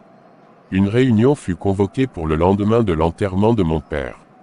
Au cours de la nuit précédente, ma sœur et moi avions tout confié au Seigneur. Il faut en effet prier sans cesse, car notre sécurité se trouve en Jésus. En tant que fils aîné, je devais prendre sur moi de choisir la date des prochaines cérémonies, de faire des sacrifices de bœuf, de porc et de mouton pour célébrer la mort de mon père. Mais je me suis opposé à cela. Un oncle, président des jeunes de son église, a fait la remarque suivante. Nous avons été à l'église avant toi. Moi, j'ai été baptisé et confirme, mais on ne nous a jamais dit de nous opposer à de telles pratiques au niveau de notre famille. La Bible ne dit-elle pas, « Mon peuple périt par manque de connaissance ». Ma réponse fut ceci: aujourd'hui, j'ai reçu le véritable Jésus-Christ, j'avais bel et bien été baptisé et confirmé, ce qui ne m'a point empêché de pratiquer le mal. Je n'attaque aucune église, mais je veux souligner le fait qu'un vrai chrétien se reconnaît par ses fruits. Menacé, je répondais par la parole de Dieu. 5 jours après l'enterrement de mon père, mon petit frère de 27 ans est décédé d'une fièvre et de mal de tête. Lui aussi avait rejeté la parole de Dieu. Tous les sorciers ont prophétisé ma mort, mais je suis toujours sur pied au nom de Jésus-Christ. Satan est très rusé, il se déguise, et seule la parole de Dieu enseignée par ses fidèles serviteurs nous permet d'avoir le discernement. Il faut être humble dans l'Église, car le Seigneur résiste aux orgueilleux. Épi 5.5, Satan n'a plus de pouvoir sur moi. Les sorciers, les démons et autres ambassadeurs de Satan me craignent comme ils craignent tous ceux qui ont donné leur vie à Jésus-Christ et qui vivent selon sa volonté. Nous avons reçu toutes les armes qu'il faut pour combattre Satan et ses démons dans cette guerre spirituelle, EPH 6.0, 18. Beaucoup s'attendaient à ma mort prochaine, mais rien n'y fit car Jésus-Christ est avec moi. 15. C'est une pratique courante des sorciers. Lorsqu'ils sentent leur mort prochaine, ils échangent leur âme contre celle d'une autre personne, de sorte que celle-ci meurt à leur place. Comme vous le savez, j'avais même vendu mes années à Mamiwata. Je devais donc mourir en 1989 et ceci à cause de la richesse matérielle. Chaque année, j'avais 5 ans en moins sur les jours que je devais passer sur terre. Eh bien, Jésus-Christ, le roi des rois, après m'avoir délivré, a rétabli toutes choses, et je vis pour lui. Accouchement difficile lorsque je me suis marié dans le Seigneur, mon épouse, au terme de sa grossesse, était en travail. C'était sa première grossesse. Avec sa sœur, nous nous sommes rendus au CHU de Cocody. L'accouchement était impossible et mon épouse souffrait. Je me suis alors rappelé mes anciennes pratiques, les fois où, par des incantations, je bloquais les grossesses dans le ventre des femmes. Satan voulait utiliser ce même stratagème pour m'éprouver, mais au nom de Jésus-Christ, je me suis mis à prier. On m'a annoncé qu'il fallait une césarienne. Dieu est intervenu et mon épouse a accouché sans peine car les démons étaient liés et vaincus. Après l'accouchement, quel ne fut mon choc quand on m'annonça que l'enfant ne respirait plus. J'ai alors repris la guerre spirituelle, l'enfant lui placé en réanimation et tout rentre dans l'ordre au nom de Jésus-Christ. Inspiré par le Seigneur, nous avons nommé notre premier fils Salomon, le second s'appelle Abraham. Il est venu au monde sans difficulté, ceci pour nous dire que quelles que soient les attaques, le chrétien qui vit dans la prière et dans l'obéissance à la parole de Dieu a toujours la victoire sur Satan et ses démons. C'est là encore un aspect de ma délivrance opérée par le Seigneur, notre Dieu. Je voudrais vous exhorter à être très vigilant autour de vous, dans votre foyer, car Satan peut même passer par votre femme ou par un membre de votre famille pour vous persécuter une fois que vous êtes délivré. Soyons donc vigilants, veillons sur notre vie. Mon arrestation par la police judiciaire de Côte d'Ivoire suite à une croisade d'évangélisation suivie d'une veillée de prière au cours de laquelle j'ai rendu témoignage de ma conversion. La police ivoirienne, informée par les agents secrets du service de renseignement de la police judiciaire, me mit aux arrêts. Certains détails de ce témoignage les ont amenés à m'arrêter, le fait que je vendais de la drogue, que je tuais par la sorcellerie, que le sang humain était à la base de mes sacrifices. Ce sont là les raisons objectives. Mais ces raisons ne sauraient occulter les causes mystiques. En effet, cette arrestation est intervenue suite à une croisade d'évangélisation suivie d'une veillée de prière de 21h jusqu'à l'aube, sur un terrain de sport, dans une des communes d'Abidjan, qui a réuni près de 12 000 personnes. Au cours de cette veillée de prière, j'ai rendu le témoignage poignant que contient ce livre, en dévoilant les œuvres de la sorcellerie, de l'occultisme, du fétichisme que j'avais pratiqué. J'ai dit comment Satan et ses démons opèrent la nuit pour tuer les gens, pour envoûter les familles, comment les occultistes escroquent les gens afin de les rendre pauvres. J'ai dit comment je vendais la drogue pour détruire la jeunesse. Bref, j'ai mis tous les secrets des sorciers à nu. J'ai révélé comment, par la sorcellerie, j'aidais des gens à être nommés ministres, élus députés, etc. En outre, cette croisade sous forme de veillée a vu la conversion au Seigneur Jésus-Christ, d'environ 4000 personnes. Je ne puis donc m'empêcher de croire que les sorciers, occultistes, marabouts, féticheurs, pour ne pas dire Satan, dont je venais de dévoiler les secrets, étaient derrière cette action de la police. Du reste, je m'attendais à cette arrestation. L'objectif de ces sorciers et compagnie était que ce témoignage soit effacé. Satan croyait que si on m'arrêtait, je prendrais peur, que je renierais Jésus pour revenir dans son camp à lui. Jamais je ne vais céder à Satan. Seigneur, aie pitié de nous. M'avoir interrogé et écouté 3 de mes cassettes enregistrées au cours de la croisade, j'ai été ensuite écouté par le directeur de la police judiciaire qui nous a fait comprendre qu'ordre lui avait été donné par son chef hiérarchique, à savoir le ministre de la Sécurité, de me mettre en garde à vue afin de mener les enquêtes. Le premier jour de mon arrestation où j'étais au violon, au milieu des voleurs, criminels de haute classe que la police avait arrêtés, ceux-ci voulaient m'intimider. Mais je leur ai annoncé l'évangile et 6 parmi eux se sont donnés au Seigneur. J'ai prié pour ces 6 voleurs criminels qui ont accepté Jésus. Après 5 jours, ils ont été libérés. Leur vie a changé au dehors et aujourd'hui ils sont attachés au Seigneur. Ils n'attaquent plus les gens avec des armes car Jésus les a affranchis. Le directeur de la police judiciaire a confié l'enquête à l'un de ses officiers qui était chargé de mon dossier. Celui-ci a fait appel à plus de 15 commissaires de police qui ont écouté le témoignage sur mes 3 cassettes et cela leur a permis de tirer des conclusions. Suite à ces auditions, un commissaire de police m'a traité de fou. Il a demandé qu'on me conduise chez des psychiatres. Je ne suis pas fou, leur ai-je répondu, ce que je dis n'est rien d'autre que la réalité. Les choses dont je parle, je les ai moi-même vécues. C'est Jésus qui m'a saisi et qui m'a amené à tout abandonner pour le suivre, sans quoi, tout commissaire de police que vous soyez, j'allais probablement vous exterminer par ma sorcellerie. Jésus est le seul qui puisse délivrer et transformer un sorcier, féticheur, occultiste.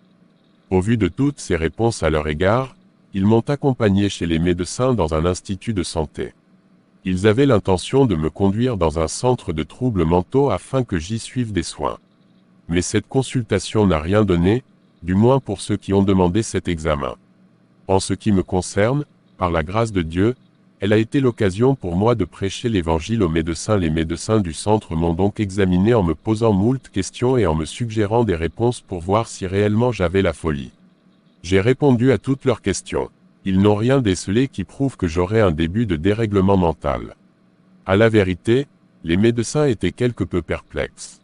Il a fallu qu'un des leurs, une femme, leur révèle que souvent il y a des gens qui rendent témoignage de leur vie passée et disent comment Jésus les a sauvés, ce qui permet à d'autres qui ne connaissent pas Christ de se donner à lui.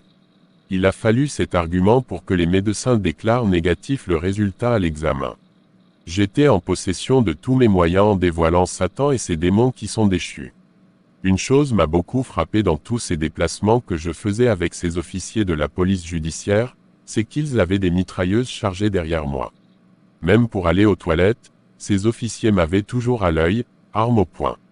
Ils se disaient entre eux qu'il fallait me suivre de près, qui sait si je ne me transformerais pas en mouche pour disparaître de leur vue. Je leur ai alors indiqué que je suis devenu une nouvelle créature et que je ne pouvais plus me transformer en mouche.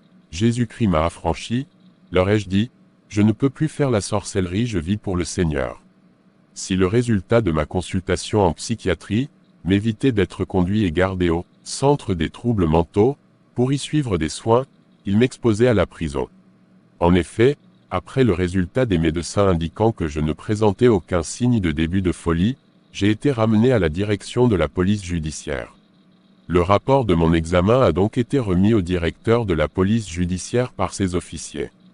Après avoir lu ce rapport qui se termine par un résultat négatif, le directeur était troublé, il se demandait ce qui n'allait pas sur place. Il a fait son rapport à son supérieur hiérarchique, à savoir le ministre de la Sécurité, lequel, troublé aussi par le résultat, ordonne qu'on me défère devant le parquet, le tribunal le plus compétent, pour prendre la décision finale. J'étais à 9 jours de garde à vue à la police judiciaire, 9 jours que j'ai transformés en moments de jeûne et de prière. J'ai intercédé et pleuré devant le Seigneur. Dieu m'a répondu et voici la parole qu'il m'a adressée, je ferai de ton témoignage un instrument pour le salut des âmes dans le monde entier. Ne crains rien, j'assure ta défense partout où tu seras trimballe. Comme il est merveilleux d'entendre la voix de son Dieu. Pour me déférer devant le tribunal, ces officiers ont dressé un procès-verbal censé retracer toute ma vie passée, comme par la sorcellerie et par l'occultisme, je détruisais des vies humaines, comment je vendais la drogue, etc. Or, dans ce procès-verbal de 15 pages, rien n'a été souligné concernant ma conversion, comment Jésus m'a saisi et comment mes fétiches ont été brûlés par les pasteurs à l'église, ainsi que ma nouvelle vie en Jésus-Christ. Ils se sont contentés de souligner premier mauvais côté. Ce procès verbal a été chargé de bien de délits qui m'ont été attribués comme suit: assassin, sorcier, trafiquant de drogue, criminel en association. Avec ces délits, je devais être condamné de 10 à 20 ans de prison ferme. Notre Dieu qui n'abandonne pas ses enfants ni ne les laisse orphelins, allait-il laisser faire? Sa parole ne déclare-t-elle pas: il n'y a donc maintenant aucune condamnation pour ceux qui sont en Jésus-Christ, Romains 8.1 et 2. Cela montre que celui qui fait de mauvaises choses telles que meurtre, abomination, etc., et qui prend la décision d'accepter Jésus-Christ, le seul sauveur de l'humanité et le seul médiateur entre Dieu et les hommes, ne sera plus condamné. Sa parole dit encore: si le Fils vous affranchit, vous serez réellement libre. Jean 8.36, si quelqu'un est en Christ, il est une nouvelle créature, les choses anciennes sont passées, voici, toutes choses sont devenues nouvelles, 2 Corinthiens 5.7. Dieu, dans sa compassion, m'a pardonné depuis que j'ai accepté Jésus qui m'a racheté à grand prix. Si Dieu ne m'avait pas pardonné, je serais déjà mort et condamné à l'enfer au jour du jugement dernier. Ces officiers m'ont donc fait signer ce fameux procès verbal. J'attendais mon départ le 10e jour de ma garde à vue. Et c'est précisément ce jour que Dieu choisit d'intervenir. Grâce soit rendue à Jésus, le roi des rois, le Seigneur des seigneurs, le président des présidents, notre avocat auprès du Père, qui intercède pour nous nuit et jour, ce Fils authentique de Dieu qui est sorti du tombeau, qui a vaincu la mort, qui a écrasé la tête de Satan, lequel ne fait plus que remuer sa queue, ce Jésus qui est intervenu en faveur de l'apôtre Paul devant le roi Agrippa, en présence de tout un peuple, ce Sauveur merveilleux est venu à mon secours et a détruit tous les plans de Satan et autres démons d'emprisonnement. Je devais monter dans la camionnette de liaison entre les commissariats et le parquet. Avant que je ne mette mon pied gauche dans cette camionnette suivie du pied droit, les 2 poignées me notent en vue du départ pour le tribunal. Un coup de téléphone se fit entendre à la direction de la police judiciaire, de la part du ministre de la Sécurité qui lui-même avait reçu l'ordre de la présidence de la République, de ne pas me déférer au parquet, mais de me libérer immédiatement. Toute la direction de la police judiciaire était étonnée de ma libération.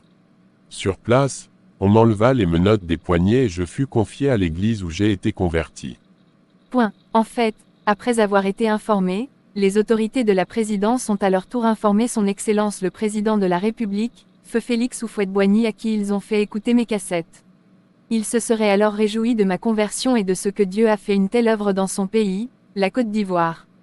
C'est ainsi qu'il a décidé de me libérer. Cela dit, je maintiens que le véritable auteur de ces instructions au président de la République, c'est Jésus.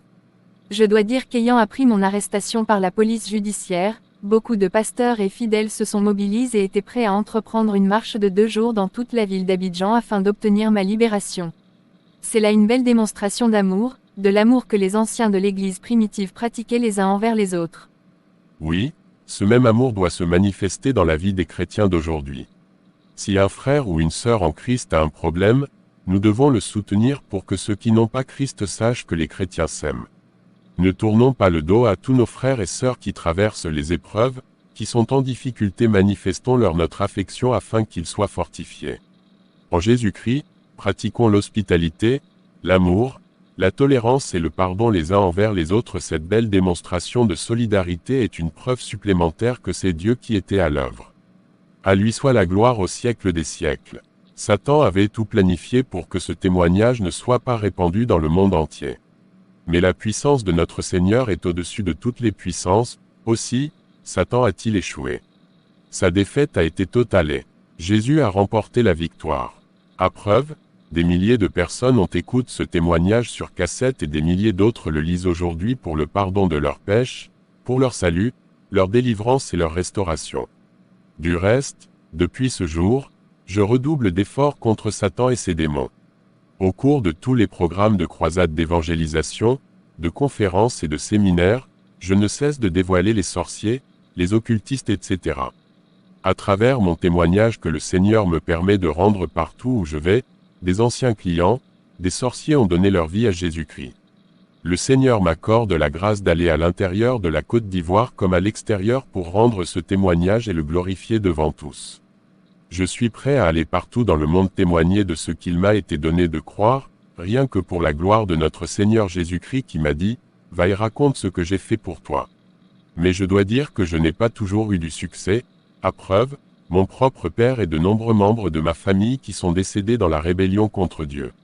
J'ai annoncé l'Évangile à mes 2 disciples, ils m'ont traité de fou. Par la suite, le premier est mort du sida, le deuxième a cogné une pierre au retour du champ et mort s'en est suivi après 4 mois. Chapitre 11, Exhortation à la vigilance et à l'évangélisation. Vigilance. Le temps est court, les sorciers, occultistes, féticheurs guérisseurs sont sans pitié. Ils vous séduiront en vous faisant croire qu'il y a de l'espoir dans tout ce qu'ils font, mais ce n'est que du mensonge et du vol car, leur père qui est le diable est le père du mensonge. Les sorciers, occultistes, marabouts, etc. ne sont que des escrocs, des trompeurs, des séducteurs. Ils vous feront des trucs pour vous rassurer quant à votre avenir. Ces trucs marcheront au début, de sorte que vous aurez tout à votre disposition. Argent, voiture, maison, mais par la suite, vous aurez problème sur problème, jusqu'à ce que vous soyez réduit à néant. Vous aurez des soucis, après quoi, Satan réclamera tous vos biens avant d'en finir avec vous. Vous vous retrouverez dans la tombe. Si Satan vous donne 10, 000, 000, F, C, F, A au départ pour vous attirer, il vous réclamera 20, 000, 000, F, C, F, A à la fin et vous tuera. La puissance des sorciers, des occultistes, des marabouts, etc., est éphémère et limitée, mais la puissance de notre Dieu est au-dessus de toutes les puissances et elle est éternelle. Quand Dieu bénit, c'est pour toujours et cette bénédiction n'est jamais suivie de chagrin. Avec Jésus-Christ, il y a toujours de l'espoir. Gardez-vous d'aller chez les devins, les sorciers, les marabouts, ils vous dépouilleront, vous ruineront jusqu'à ce que vous soyez réduit à votre plus simple expression. Je parle de choses que j'ai pratiquées avec mes clients. Au début, ils étaient au beurre. Ils étaient très riches, ils possédaient des voitures, des maisons, etc. Mais à la fin, ils devenaient misérables. Je les aidais par la sorcellerie puis par la même sorcellerie, je les rendais pauvres. Si tu vis dans cette situation maintenant, il te faut Jésus-Christ qui est venu libérer les captifs, il faut l'accepter de tout ton cœur et tu verras sa gloire dans ta vie. Aucun sorcier, marabout ou féticheur ne peut apporter une solution satisfaisante à tes problèmes, seul Jésus-Christ peut te sauver et t'apporter la vraie solution. Dieu ne déçoit jamais ses enfants, il est Dieu, il ne change pas, ce qui sort de sa bouche, il l'exécute. Il est fidèle dans toutes ses promesses. Mes amis, venez à Jésus-Christ et il vous donnera la vie éternelle. Satan est mauvais, c'est un faux maître qui ne pardonne pas à ses adeptes.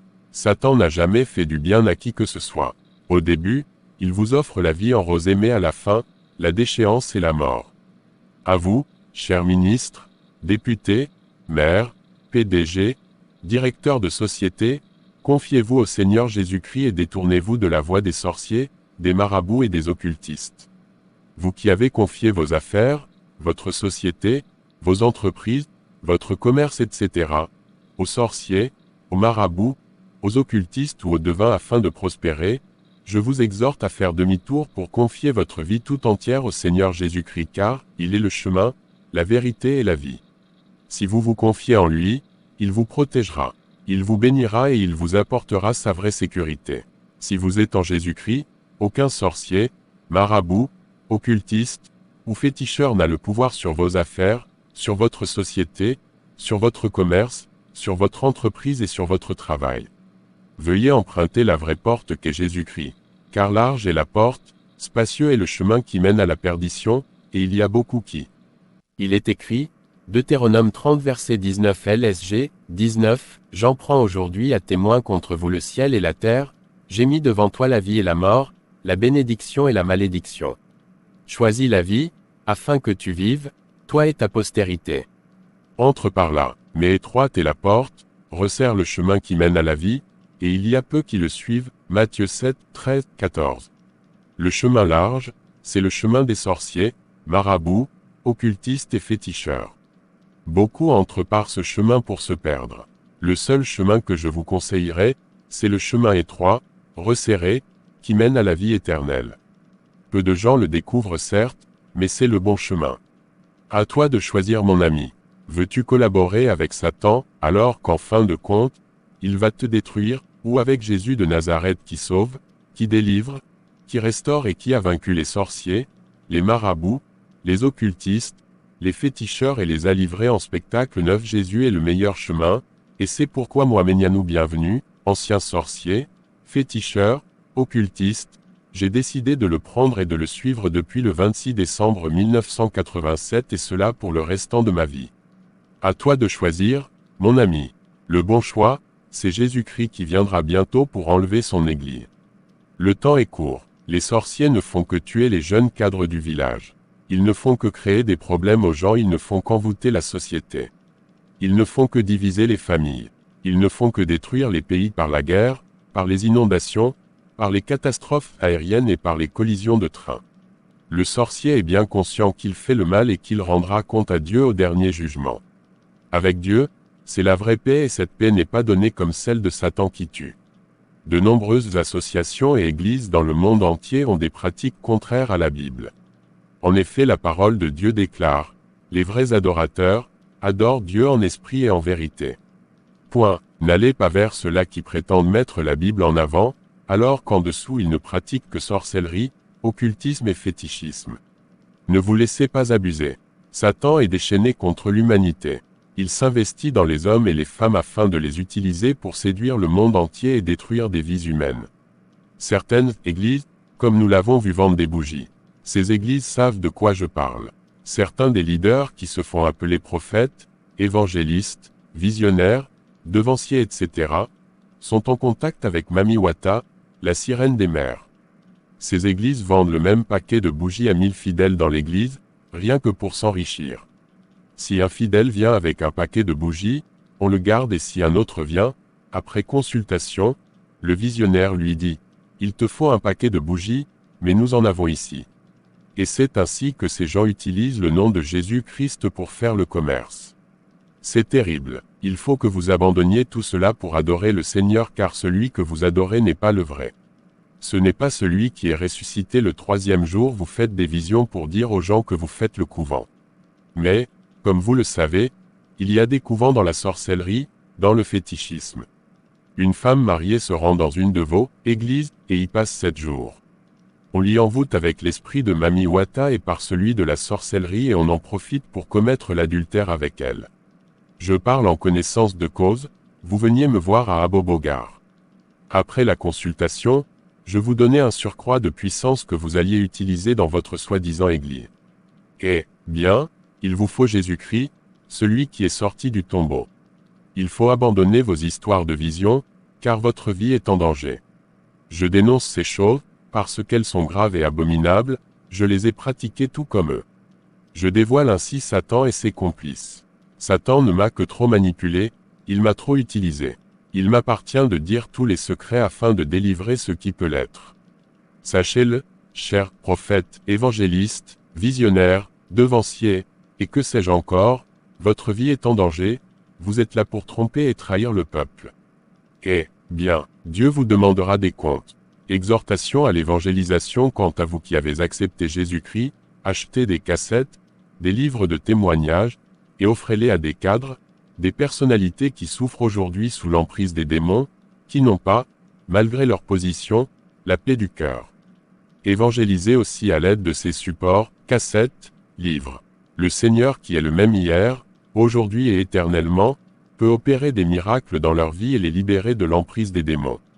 Satan n'a aucun pouvoir sur un enfant de Dieu délivré. Je prends exemple sur la vie de l'apôtre Paul, du temps où il s'appelait Saul. Il persécutait les chrétiens. Lorsque Jésus-Christ le rencontra, il fut libéré de ses péchés et devint un homme doux, un homme humble qui allait partout prêcher la bonne nouvelle. Ceci doit être notre mission. J'ai été spirituellement enrichi et, poussé par le Saint-Esprit, j'annonce la parole. Et cela touche des cœurs. Dieu est merveilleux. La grâce que j'ai reçue, je dois aussi la partager gratuitement afin que les âmes soient sauvées et guéries, que les cœurs brisés soient consolés. J'ai l'assurance de mon salut, car je suis caché en Jésus-Christ. Chrétiens, saisissez cette grâce.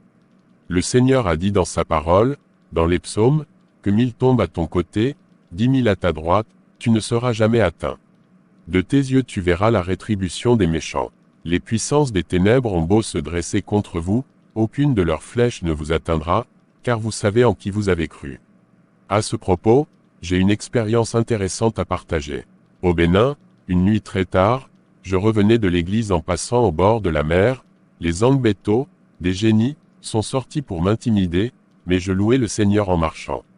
Ils m'ont demandé, « Qui es-tu » Et j'ai répliqué, « Fils de Dieu, petit frère de Jésus ». Quand ils ont commencé à se dédoubler, je me suis rappelé leur secret, car j'avais opéré aussi dans ce domaine où j'avais même reçu une initiation. J'ai donc dit, au nom de Jésus, laissez-moi passer. Alors ils ont demandé mon nom en tant que croyant et ont réclamé le nom qui m'avait été attribué quand j'appartenais aux Angbeto. Je n'ai pas d'autre nom que celui que Jésus-Christ m'a donné, ai-je dit. Non pas qu'un nom ne m'ait pas été attribué à l'époque mais tout simplement parce que c'était un piège de l'ennemi tendant à me faire retourner à ce que j'avais vomi. En d'autres termes, leur livrer ce nom ouvrirait la porte à Satan. La parole de Dieu dit bien ceci, « Si quelqu'un est en Christ, il est une nouvelle créature, les choses anciennes sont passées, voici, toutes choses sont devenues nouvelles. » 2 Cor 5.17. Soudain un calme s'est installé et j'ai continué ma route en fait, celui qui n'a pas Jésus-Christ, à leur vue, prend peur et se fait tuer. Un chrétien n'a plus peur des sorciers, des totems, des masques ou qu'il se trouve dans le monde car il est en Jésus-Christ et tu es un enfant de Dieu délivré. Alors tu n'as aucun problème, tout comme moi. Alléluia. Apocalypse 12 versets 11 à 12 LSG, 11, ils l'ont vaincu à cause du sang de l'agneau et à cause de la parole de leur témoignage, et ils n'ont pas aimé leur vie jusqu'à craindre la mort. 12, c'est pourquoi réjouissez-vous, cieux, et vous qui habitez dans les cieux. Malheur à la terre et à la mer. Car le diable est descendu vers vous, animé d'une grande colère, sachant qu'il a peu de temps. C'est tout pour cette vidéo, veuillez liker et partager autour de vous pour sauver ceux qui sont captifs de Satan. Activez la cloche de notification pour ne manquer aucune de nos vidéos. Abonnez-vous à notre chaîne. Demeurez bénis au nom de Jésus.